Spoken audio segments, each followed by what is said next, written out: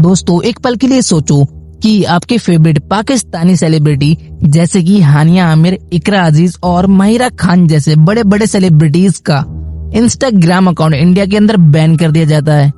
दोस्तों ये कोई प्रैंक नहीं बल्कि एक रियलिटी है। वैसे तो इंडिया के अंदर भी पाकिस्तानी सेलिब्रिटीज के लाखों करोड़ों फैंस हैं और आज के टाइम में सच में इन फैंस का हार्ट ब्रेक हुआ है और इसी चक्कर में इन फैंस ने सोशल मीडिया पर एक सैडनेस का माहौल भी क्रिएट कर रखा है। आखिरकार ये बैन क्यों हुआ, इसके पीछे की रियलिटी क्या है और ये फैंस ऐसा क्यों बोल रहे हैं कि ये अटैक एक आर्ट पर किया गया है। आज की इस वीडियो में हम इस कंट्रोवर्सी को कवर करेंगे और ये भी जानेंगे कि कौन सा स्टेप किस रीजन की वजह से लिया गया है। तो चलिए प्रूफ के साथ करते हैं रियलिटी चेक। ये सब होता है 22 अप्रैल 2025 के बाद, जब इंडिया के अंदर पहलगाम टेरर अटैक होता है। उसके बाद से ही ये सिलसिला शुरू हो जाता है। इसके चलते इंडिया के अंदर हमें एक डिजिटल सुनामी देखने को मिलती है और जैसे ही इंडियन फैंस अपने पाकिस्तानी फेवरेट सेलिब्रिटीज का इंस्टाग्राम अकाउंट ओपन करते हैं तो उनके सामने सिर्फ ये लिखा आता है कि this account is not available in India. Pakistani celebrities की सिर्फ इंस्टाग्राम अकाउंट को ही नहीं बल्कि इंडियन गवर्नमेंट पाकिस्तान के 16 अलग अलग चैनल्स को भी बैन कर देती है। तो फिर ये सिलेक्टिव बैन क्यों पाकिस्तान के कुछ ही सेलिब्रिटीज को इंडिया के अंदर बैन किया गया? क्या है इसके पीछे की स्टोरी?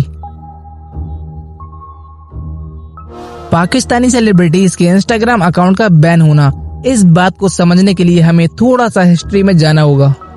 ये बात है 22 अप्रैल 2025 की, जब इंडिया के अंदर होता है एक आतंकी हमला और ये आतंकी हमला इतना खतरनाक था जिसने पूरी इंडिया को ही झंझोर कर रख दिया। इस हमले में 26 लोगों की जान जाती है, जिसमें मैक्सिमम लोग टूरिस्ट थे और उसमें 2 लोग फॉरेनर भी थे।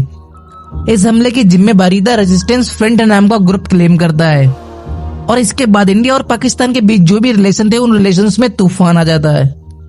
इंडियन गवर्नमेंट का कहना है कि कुछ पाकिस्तानी यूट्यूब चैनल्स और social media account anti India propaganda और कम्युनली सेंसिटिव कंटेंट को स्प्रेड कर रहे थे। इसी के अगेंस्ट में इंडियन गवर्नमेंट ने इंडिया के अंदर 63 मिलियन बारे 16 अलग अलग पाकिस्तानी यूट्यूब चैनल्स को बैन कर दिया और इसी के साथ इंडिया के अंदर पाकिस्तान के टॉप सेलिब्रिटीज के इंस्टाग्राम अकाउंट को भी बैन कर दिया गया। Ministry of information and broadcasting ने ये एक्शन नेशनल सिक्योरिटी के नाम पर लिया। क्या वाकई में किसी भी पाकिस्तानी सेलिब्रिटीज की कोई भी रील्स या फिर पोस्ट सच में इंडियन सिक्योरिटी को हार्म कर सकती है?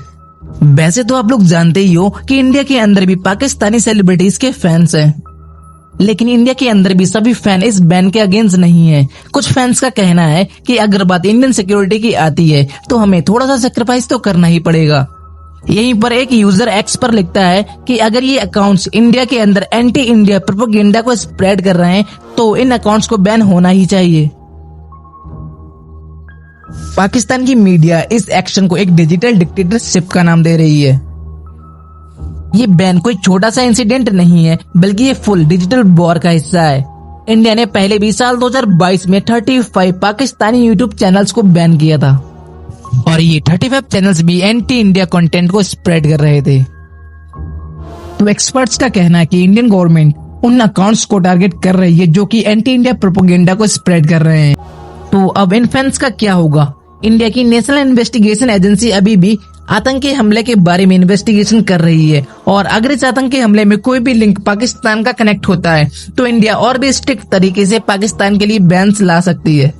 आपको तो पता ही है कि India is not for beginners और फैंस बिल्कुल भी चुप नहीं बैठे। इन लोगों ने VPN का जुगाड़ लगा के अभी भी अपने फेवरेट पाकिस्तानी सेलिब्रिटीज के कंटेंट को कंज्यूम कर रहे हैं। एक फैन एक्स पर लिखता है कि VPN है ना, हम हानिया आमिर को कभी नहीं छोड़ेंगे।